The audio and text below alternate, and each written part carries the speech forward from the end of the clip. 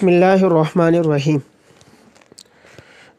آج کے درس میں اس عنوان پر گفتگو ہوگی کہ تفسیر، حدیث، فقہ اور عمومی موضوعات میں ایسے کون کون سے عنوانات ہیں کہ جن پر اب تک کام نہیں ہوا یا ان پر مزید کام کی ضرورت ہے۔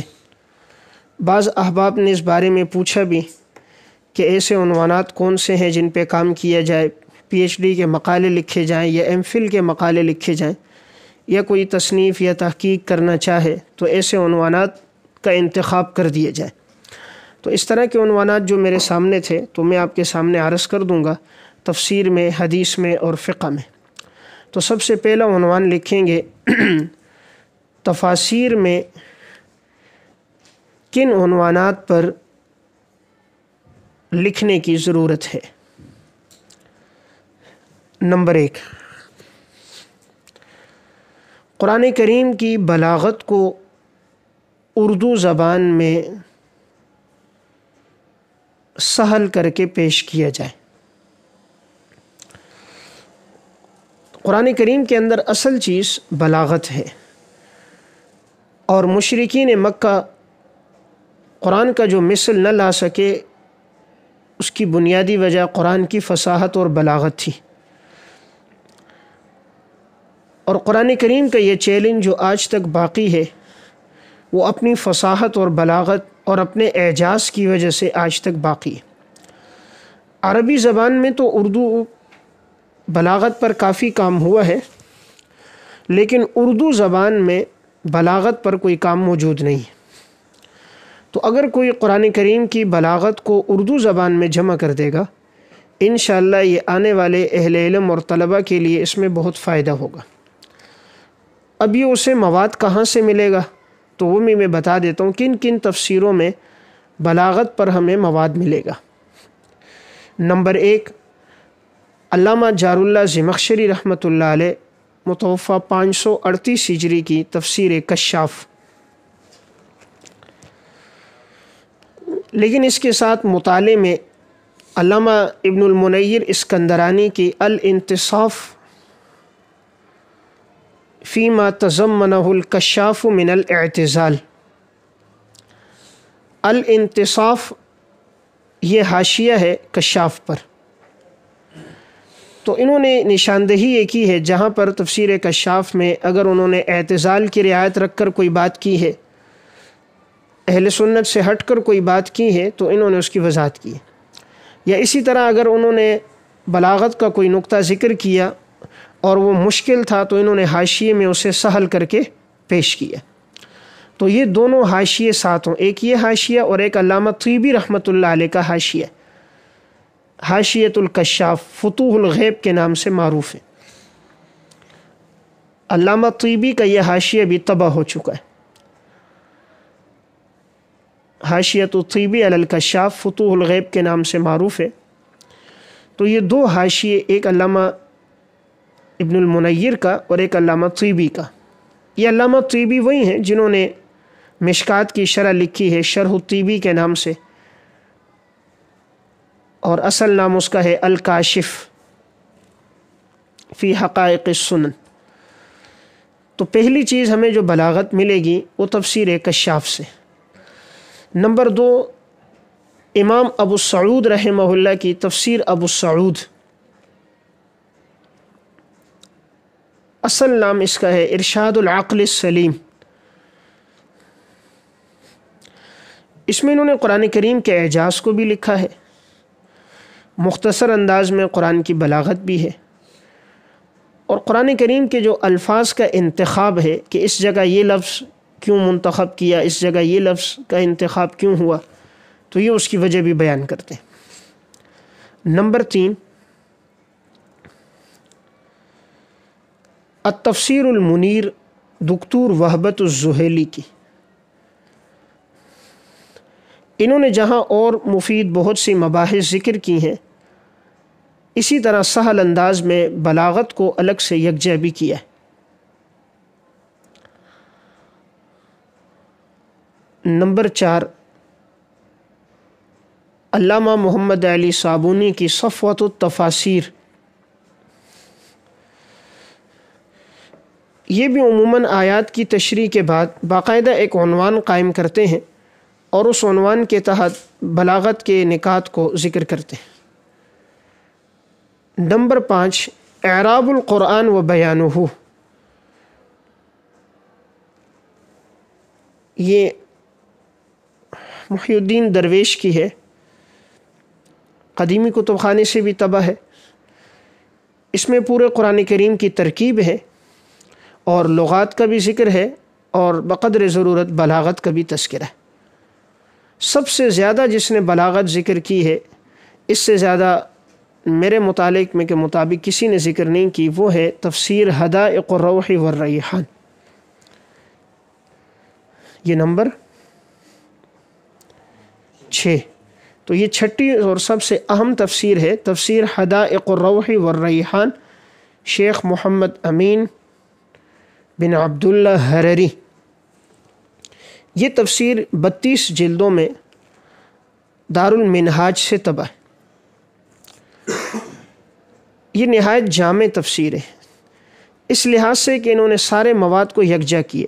پورے قرآن کریم کی اس میں ترکیب بھی ہے آیات کی، اور شان نزول کا تذکرہ بھی ہے، اور اس میں لغات بھی ہیں، صرفی اعتبار سے بھی بحث ہے، صیغوں کی تعلیل بھی ہے، آیات سے مستنبط احکام بھی ہیں، فقہا کے مذاہب اور دلائل بھی ہیں۔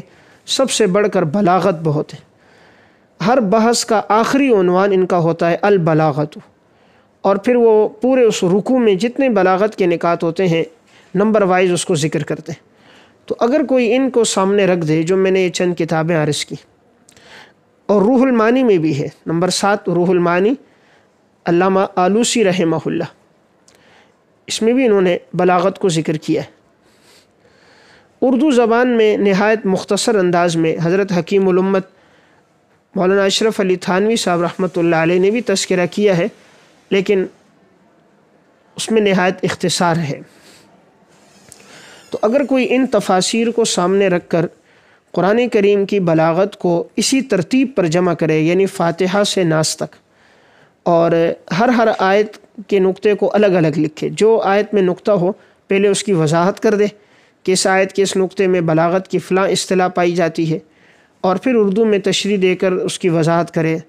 اور اگر کوئی ایک ساتھی کام نہ کر سکے تو متعدد 2 سے 3 افراد اگر اس عنوان پہ کام کریں، یا 10 سے پارے ایک ساتھی کو دے دیے جائیں تو 3 آدمی اس پہ مقالہ لکھیں، تو انشاءاللہ یہ تفسیر پر بڑا مفید اور اردو زبان میں ایک بہترین کام ہوگا۔ میں نے خود بھی یہ شروع کیا ہے، 6 سپاروں تک تو میں نے لکھ لیا ہے الحمدللہ، اور اس میں میرا ماخذ حدائق ہی ہے، زیادہ تر اسی سے لیا ہے۔ آپ دعا کریں، تقریباً 450 صفحات تو ہو گئے۔ اگر اللہ تبارک و تعالیٰ کی توفیق شامل حال رہی تو انشاءاللہ امید ہے آنے والے 2-3 سالوں میں مکمل ہو جائے گا انشاءاللہ۔ نمبر 2، تفسیر میں جو دوسرا عنوان ہے جس پر کام کی ضرورت ہے، وہ ہے قرآن کریم کی آیات سے مستنبط مسائل اور فوائد ذکر کیے جائیں۔ آیات سے مستنبط فوائد اور مسائل۔ مستنبط فوائد کا مطلب کیا ہے؟ ہر آیت سے کیا باتیں معلوم ہو رہی ہیں۔ دیکھیں، یہاں فقہی مسائل یا فقہی مذاہب مراد نہیں ہے، الحمدللہ اس پر تو کافی کام ہوا ہے، جو کتب احکام القرآن ہے، کہ جیسے امام قرطبی رحمہ اللہ کی تفسیر قرطبی ہے، امام ابوبکر جساس کی ہے، اور ملا جیون کی تفسیرات احمدیہ ہے، احکام القرآن علامہ ظفر احمد عثمانی حضرت مفتی شفیع صاحب رحمہ اللہ کی ہے، یا احکام القرآن امام ابن العربی مالکی کی ہے۔ اس پر تو کافی کام ہوا ہے۔ ضرورت اس کی ہے اس آیت سے کتنی باتیں معلوم ہو رہی ہیں، اس آیت سے کتنے فوائد ہمیں معلوم ہو رہے ہیں۔ علامہ سیوطی رحمہ اللہ کی ایک مختصر کتاب ہے الاکلیل فی استنباط التنزیل، الاکلیل فی استنباط التنزیل، اس کو سامنے رکھا جائے۔ یہ صرف مختصر بتاتے ہیں اس آیت سے یہ بات معلوم ہوئی، جیسے اول قوم مع الراکعین ہے، یہ بتاتے معلوم ہوا ہے کہ نماز جماعت کے ساتھ پڑھنی چاہیے، رکوع کرنے والوں کے ساتھ، اور پھر رکوع کی تخصیص اس لیے کہ یہود کے ہاں رکوع نہیں تھا، اس شریعت میں رکوع ہے۔ تو یہ بڑی مختصر 1 سے 2 لائنوں میں مستنبط جتنی باتیں ذکر کر دیتے ہیں۔ تو اگر یہ بات معلوم ہو، اس سے سمجھ آئے گا کہ قرآن آج بھی وہ کتاب ہدایت کی، کہ اس سے فائدہ ہے، عموماً اس طرف توجہ نہیں جاتی اور میلان نہیں ہوتا، صرف فقہی مسائل اور مذاہب ذکر کیے جاتے ہیں۔ اگر اس میں مواد کسی کو چاہیے تو یہ درج ذیل تفاسیر سے ملے گا۔ نمبر 1، التفسیر المنیر دکتور وہبت الزحیلی کی، اس میں انہوں نے بھی فقہ الحیات الگ کی ہے، فقہ الاحکام الگ کیے ہیں، تو آیات سے مستنبط باتیں بھی انہوں نے جا بجا ذکر کی ہیں۔ اسی طرح نمبر 2، تفسیر حدائق الروح والریحان۔ نمبر 3، تفسیر قرطبی۔ اور نمبر 4 سب سے زیادہ منقح انداز میں وہ ہے ایسر التفاسیر، ابو بکر جابر جزائری کی۔ یہ مسجد نبوی میں واعظ ہیں اور یہ ان کی نہایت مفید تفسیر ہے۔ اس میں ان کی یہ ترتیب ہے، یہ آیات کی مختصر تشریح کرتے ہیں، شرح الکلمات، اور اس کے بعد آیت سے مستنبط کتنی باتیں 1 2 3 4 کر کے وہ لکھتے ہیں، اس آیت سے یہ باتیں معلوم ہو رہی ہیں، ان پر عمل کیا جائے۔ اردو زبان میں یہ کام شروع کیا تھا حضرت مولانا اسلم شیخو پوری شہید رحمہ اللہ نے تسہیل البیان کے نام سے، لیکن حضرت کی شہادت ہو گئی اور یہ کام مکمل نہ ہو سکا۔ تو یا تو کوئی حضرت ہی کے نہج کے مطابق اس کام کو مکمل کر دے۔ اس میں حضرت نے بھی جو زیادہ تر استفادہ کیا ہے وہ تفسیر المنیر سے کیا ہے، وہبت الزحیلی کی، اور ابو بکر جابر الجزائری کی ایسر التفاسیر سے کیا ہے، بیان القرآن سے بھی استفادہ کیا۔ اور یہ کہ کوئی اگر اپنے طور پہ کام کرنا چاہے تو اسی طرح الف لام سے الناس تک چلے اور ہر آیت سے صرف مستنبط باتیں، مختصر آیت کی تشریح کہ آیت کا معنی سمجھ آ جائے، دیگر تفصیلات اور مباحث میں جانے کی ضرورت نہیں، اور آیت سے یہ رہنمائی ہمیں مل رہی ہے۔ تو اگر یہ کام ہو جائے تو انشاءاللہ عوام الناس کا بھی فائدہ ہوگا، اہل علم کا بھی فائدہ ہوگا۔ نمبر 3، تفسیر میں اس تیسرے عنوان کی ضرورت یہ ہے کہ طلباء کے لیے قرآن کریم کے صیغوں کو حل کیا جائے۔ اہل علم کے لیے یہ کام کی ضرورت ہے، قرآن کے جو صیغے ہیں ان کا حل، یعنی قرآن کو صرفی اعتبار سے حل کیا جائے۔ دیکھیں اس وقت ہمارے ہاں جتنی تفاسیر ہے الحمدللہ اس میں زیادہ تر زور تشریح پر ہوتا ہے، شان نزول پر ہوتا ہے، واقعات پر ہوتا ہے، فقہی مسائل اور مذاہب پر ہوتا ہے، لیکن اب صیغوں کا حل نہیں ہے۔ اب صیغہ ہے انلزمکموہا، اب یہ کس باب سے ہے، اس میں کیا تعلیل ہوئی ہے، اصل کیا ہے، مادہ کیا ہے، اور کون سا صیغہ استعمال ہوا ہے۔ اس طرح قرآن کے ہر آیت میں آپ کو صیغے نظر آئیں گے، تو یہ مجرد میں ہے یا مزید میں ہے۔ اگر مجرد اور مزید کے معنی میں فرق ہے تو اس کی وضاحت کی جائے، اور یہاں یہ کس معنی میں استعمال ہوا ہے اس معنی کو ذکر کر دیا جائے، اور بقدر ضرورت تعلیل ذکر کر دی جائے کہ اس صیغے کے اندر یہ تعلیل ہوئی ہے۔ تو اگر یہ کام ہو جائے تو طلبہ کے لیے فائدہ ہوگا۔ ہم صرف پڑھ تو لیتے ہیں، اجرا نہیں ہوتا ہمارا۔ ہم نے صرف تو پڑھ لی، قوانین پڑھ لیے، وہی چند مثالیں جو رٹی رٹائی ہماری کتابوں میں وہ سامنے آ گئیں، لیکن ہمارا اجرا نہیں ہو پاتا۔ تو اگر کوئی اس کو سامنے رکھ کر کام کرے انشاءاللہ فائدہ ہوگا۔ اب اس میں اسے مواد کہاں سے ملے گا؟ ایک تو اگر آپ کو یاد ہو تو میں نے جس وقت آپ کے سامنے بات کی تھی کہ نحوی اعتبار سے اور صرفی اعتبار سے جو تفاسیر لکھی گئیں، تو جو ان کا تعارف کرایا تھا، تو ان کے اندر آخر میں جو 4 تفسیروں کے نام بتائے تھے ان میں انہوں نے صرفی اعتبار سے کافی بحث کی ہے۔ اس میں نے تذکرہ کیا تھا آخر میں جو کتابیں تھیں کہ ان میں صرفی لحاظ سے بحث ہے، اس میں آپ کو مواد اس سے بھی مل سکتا ہے، اعراب القرآن سے، جو اس میں بھی انہوں نے صرفی اعتبار سے صیغوں کو ذکر کیا ہے۔ اسی طرح آپ کو دوسرے نمبر پر یہ مواد حدائق الروح والریحان سے بھی ملے گا، انہوں نے بھی تصریف کو الگ کیا ہے اور صرفی اعتبار سے ان کو حل کیا ہے۔ اسی طرح نمبر 3 یہ مواد آپ کو روح المانی سے بھی ملے گا اختصار کے ساتھ۔